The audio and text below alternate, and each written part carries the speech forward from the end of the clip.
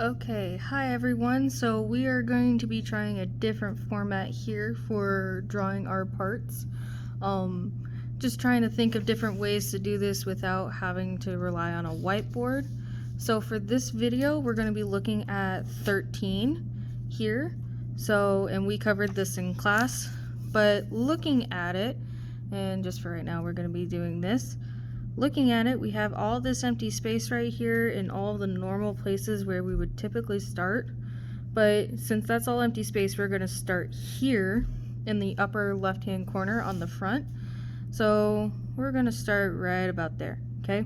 So from there, it drops down 3 to the next corner, okay? And then this rectangle right here is 5 long because if you look at the tick marks here, we have 2 doubles and a single. So we're going to go to the right 5. 1, 2, 3, 4, 5 right here. And we're going to draw a rectangle like so. Okay, so we have that. Now if you look at this rectangle underneath, technically that is set back 1 inside the part, so it goes down another 3 to reach the bottom of the part. So we're going to go down 3 and we're going to go back 1. Okay, that's going to help us create that little inside ledge there. From there, the part is 8 front to back, so that's 1, 2, 3, 4, 5, 6, 7, 8 spaces. So we're going to go 3, 6 plus 2 is 8.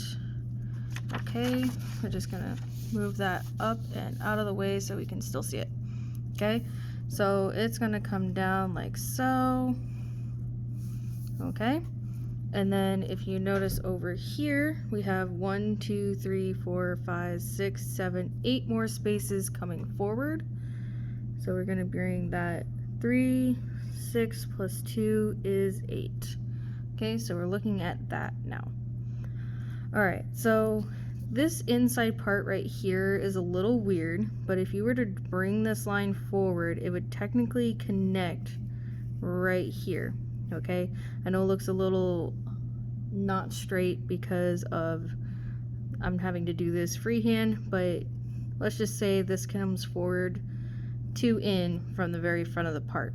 Okay, and if we know that this whole side right here is 8 and we're coming in 2, technically this line right here is going to be 6, so we're going to bring that forward 6 right here. And then you'll notice that this is a into over 3 slope right here. Okay, that's really important. So we got 3 and 2. All right, so and that's going to help us define where this inside part is going to be. Okay, so if we look at this technically, and I'm just drawing the hidden lines for the time being, you guys don't need to. All right, technically this is what we should be seeing for this rectangle that's underneath and behind where this rectangle is right here on the upper portion. So what we have to do is we have to define how far over it goes because of being in set 1. So what we're going to do is we're going to redraw that triangle 2 and 3 right there, and we're going to slightly draw the slope there. That way we can guide ourselves. But if we go back 1, technically we have to go over 1.5 in order to match this slope right here. So we should be right here. Okay, then what you do is you drop that down 3, okay, to right here, and you can connect this all over right here. So technically this line becomes 6.5 and this is 3 tall. Okay, so that'll give us the basics for what we're looking at right now. Okay, the other thing we have to keep in mind is that this part is 14 total long.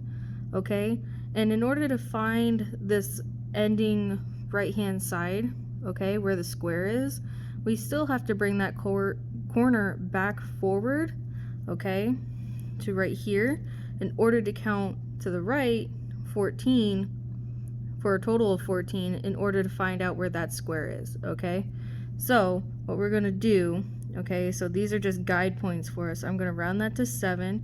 1, 2, 3, 4, 5, 6, 7. Okay, this is just another guide point for us right now.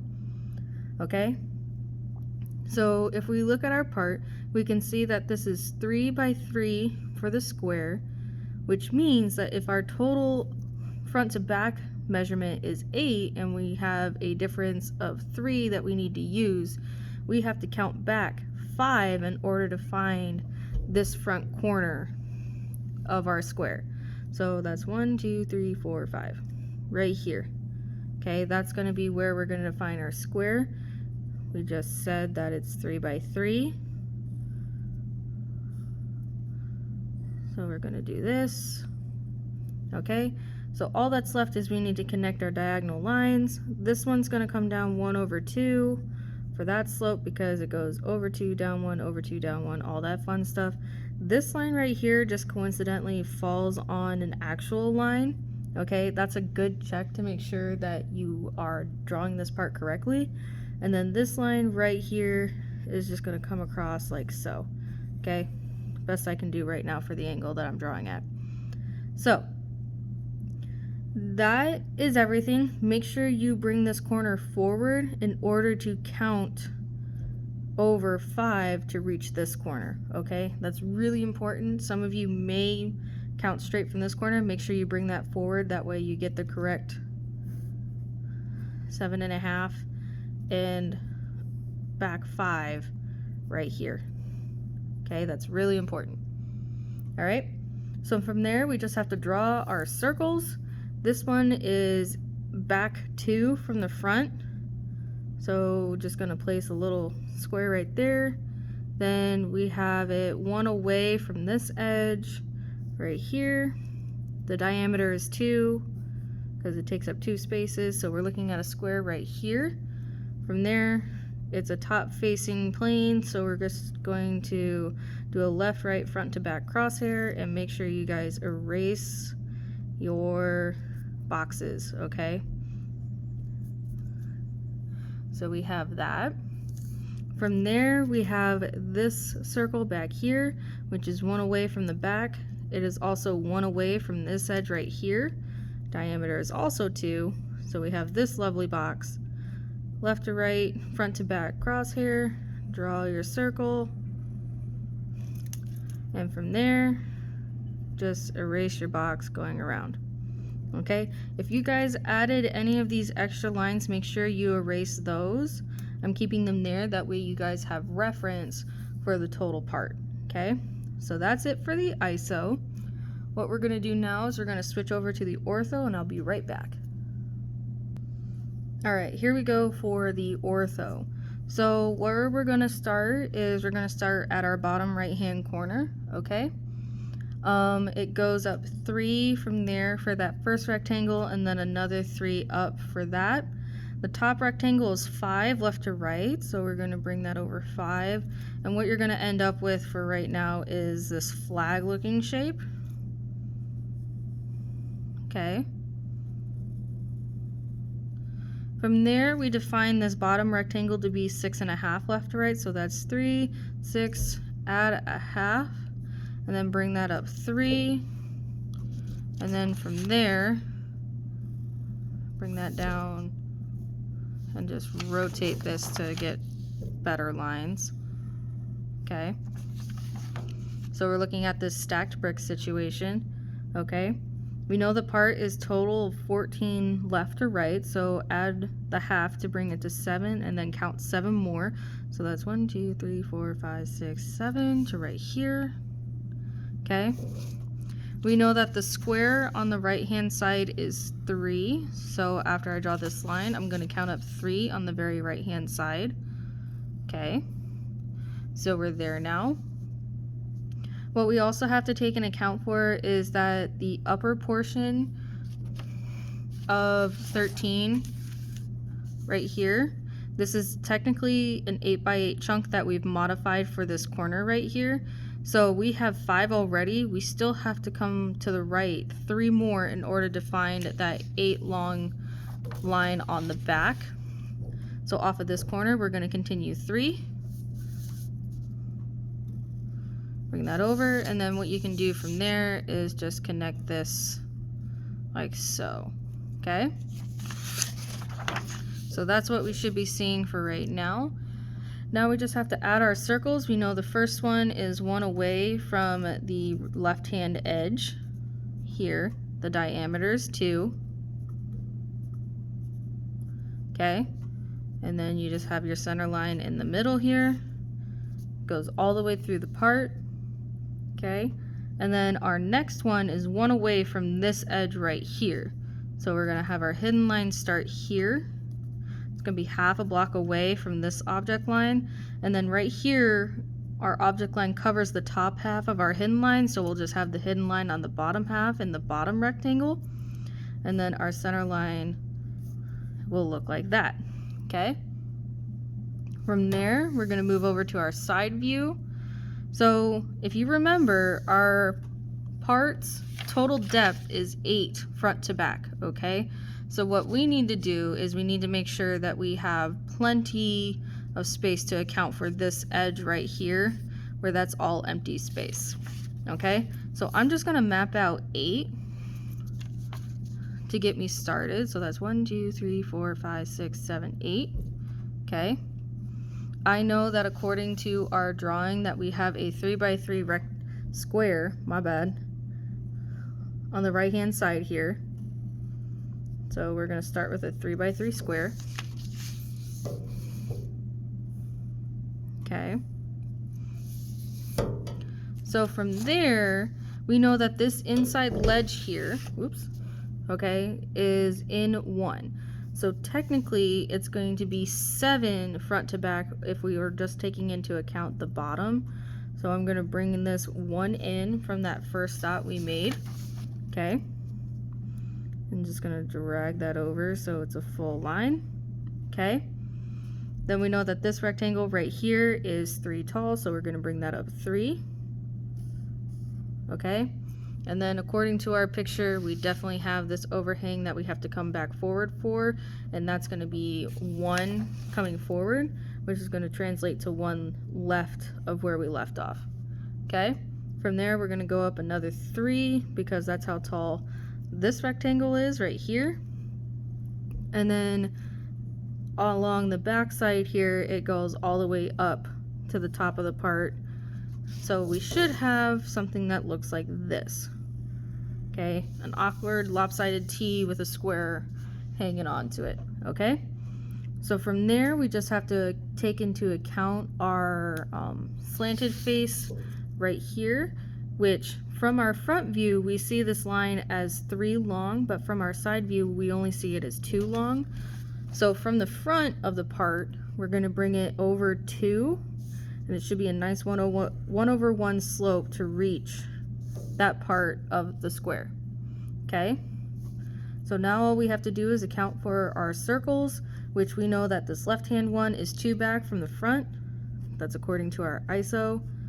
Okay, so we're going to bring that down, and then we have our center line right through the middle, and then the right-handed one is 1 away from the back edge. Again, remembering that from our ISO. If you don't believe me, you can go back and check. Okay, diameter is 2, and this time instead of the bottom being the hidden line, the top is the hidden line and the bottom is the object line because of the square. So just remember that. Got our center line like so, and we're on our way for the top view. Okay, so for our top view, I'm just going to map out the 8x8 section we have on the top. So that's 1, 2, 3, 4, 5, 6, 7, 8 to right here. Okay, to here, and then we're going to go right 8. So that's 3, 1, 2, 3, 4, 5, 6, 7, 8 to here. Okay, rotate this around so I can draw. All right, so from there we have to account for this sloped side right here, which brings it forward 6 off of this point. So we're going to bring it down 6, so that's 3, 6. Okay, We have this rectangle that is 5 long, so we're going to bring that over 5. Okay. Just like so. And this time, since we're looking at it from the top, we can see the actual slope of this line instead of it changing dimensions via the side, the front or the side view. Okay, so we're just gonna bring that over 2 over 3, just like so. Okay. From there, we continue another 6 to the right from this point, so that's 3, 6. Okay, we're gonna bring that down another 3 due to the square off that side. Okay, just like so. And you'll notice that the slope is a little off, but that's fine. It's nothing to be too concerned about. Okay, so it's gonna look a little off, but that's fine. Okay, so from there we just have to account for our hidden line for our empty space over here. So we're gonna bring this over like so. And then all we have to do is find our circle. So we know this one is 1 in from the left-hand side, and according to the side view, it's 2 in from the front, which brings us here. We know the diameter is 2, so there's our box. For this one, it's 1 in from this edge, right here, and then it's also 1 in from the back. Okay, from both views, we know the diameter is 2, so there's our boxes for our circles. And then we'll just fill these in like so. Don't forget your crosshairs to mark the center of the circle. Very important. Okay, from there, make sure you erase anything extra that you don't need. Okay, and that's it for number 13.